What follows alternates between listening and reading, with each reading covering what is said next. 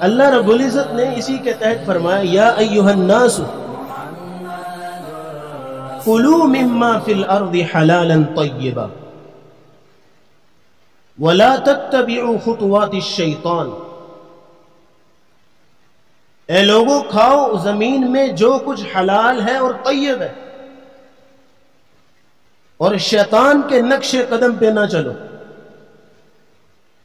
آیت کو دوبارہ سننا اور ان دو چیزوں کو اللہ نے یہاں جمع کیا ہے، اس کی گہرائی تک پہنچنا ذرا۔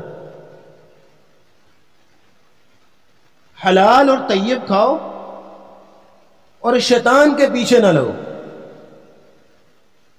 دو چیزوں کو یہاں جمع کرنے میں حکمت کیا ہے؟ شیطان کی پیروی کرنے سے منع کرنے کو حلال کے کانٹیکسٹ میں ذکر کیوں کیا گیا؟ اس کی وجہ بیان کرتے ہوئے سلف کہتے ہیں کہ شیطان کی جتنی کوشش، جتنی تگ و دو انسان کو حرام کھلانے پہ ہوتی ہے، اتنی کسی اور گناہ کرانے پہ نہیں ہوتی۔ کیونکہ جس بندے نے حرام کا لقمہ کھا لیا، اب شیطان کو کوئی ضرورت نہیں ہے اس کو گناہ کرانے کی، شیطان کو کوئی ضرورت نہیں ہے اس بندے کو عبادت سے روکنے کی،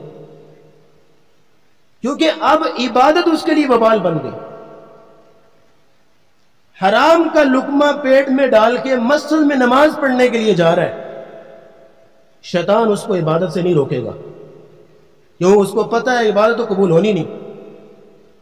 اب وہ نماز اس کے لیے وبال ہے۔ حرام کے لقمہ کھا کے روزہ رکھ رہا ہے، اس کا روزہ بیکار ہے۔ حرام کے پیسوں سے حج عمرے کر رہا ہے، اس کی بے معنی ہے۔ حرام کا مال کما کے زکوٰۃ اور صدقے کر رہا ہے، بالکل بیکار اور فضول ہے۔ یہ اتنا سینسٹیو معاملہ ہے۔ جو اس نے گناہ کرنے وہ تو الگ چیپٹر ہے، اس کی بات نہیں کرتا۔ میں عرض کر رہا ہوں جو اس نے عبادات کرنی ہے، اس کی عبادات اس کے لیے وبال ہے۔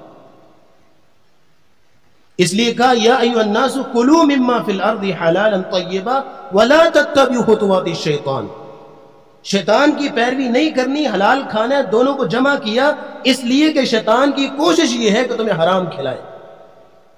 جو شخص حرام کھا رہا ہے، شیطان کہتا ہے میری چھٹی، یہ چاہے رات کو 4 گھنٹے بھی تہجد پڑھے نا، مجھے کوئی سروکار نہیں۔